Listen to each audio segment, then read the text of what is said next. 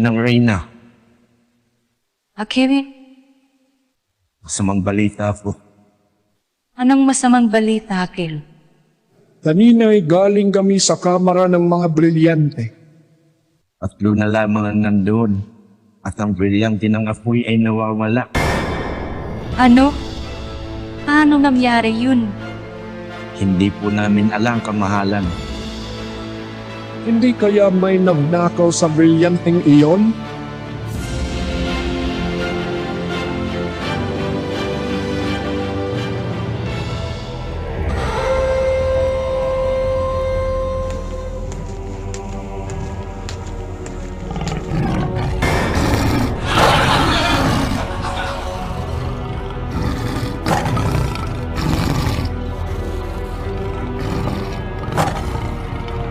Mga pasneya, dadaan lang ako.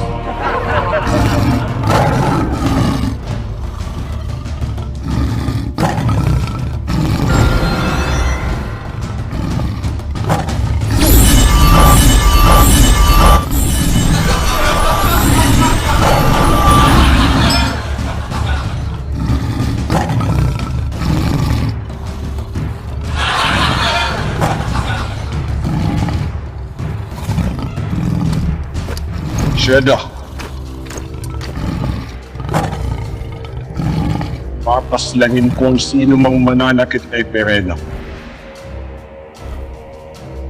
Mahal na Sangre, anong ginagawa mo sa Haforia? Nais kong labanan ang aking ina at mga kapatid. Tulungan niyo po aking aming Agorn. Sa ngayon na hindi natin sila madadaig. Dahil nasa kanila ang mga makapangyarihang apat na brilyante. Hindi lahat nasa kanila. Anong ibig mong sabihin?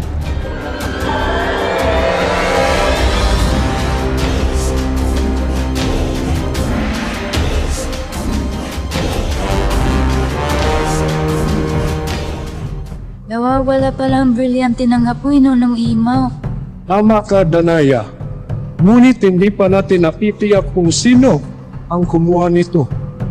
Sigurado kung si Perena ang kumuha nun. Wala naman ibang may galit dito sa loob ng Lereyu kundi siya. Sa ngayon ay mahirap ang magparatang, Danaya. May punto kayo noong imaw. Ngunit malakas ang aking sabantaha. Malalaman din natin kung sino ang kumuha ng brilyante. Ngayon, Perena, ano ang ibig mong sabihin? Hindi lahat ay nasa kanila. Tatlo na lamang ang hawak nilang brilyante. Wala na sa kanila ang apoy. Kung ganon, nasan ito?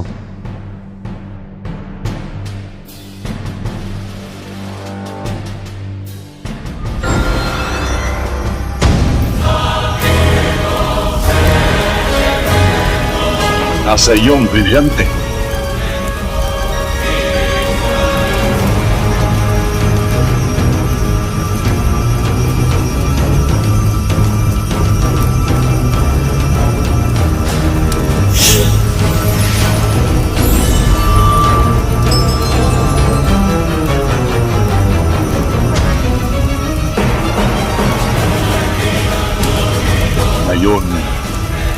Ngayon na ang simula ng pagbagsak ng mga diwata.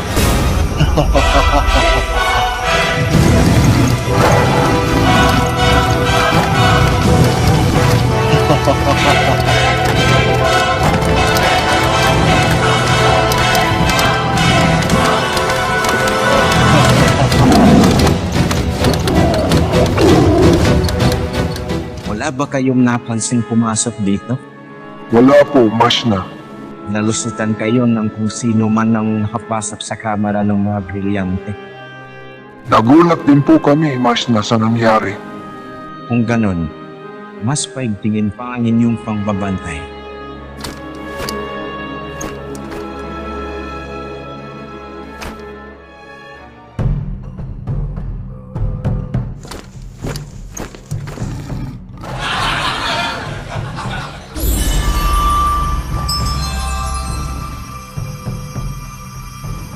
Wala si Perena, Panginoon. nagbalik na ang brilyante ng Hatoria. Ang makapangyarihang brilyanteng ito ang mag-uumpisa ng sigla ng mga Hathor. Sino ba si Perena? At bakit mo siya tinanggap dito sa Hatoria?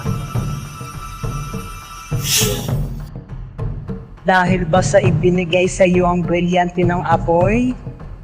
Marahil oo, Agane. Ngunit higit mo na yan. Anong ibig ninyong sabihin? Si Perena ay anak ko. Anak mo si Perena? Oo, Agane. Anak ko siya.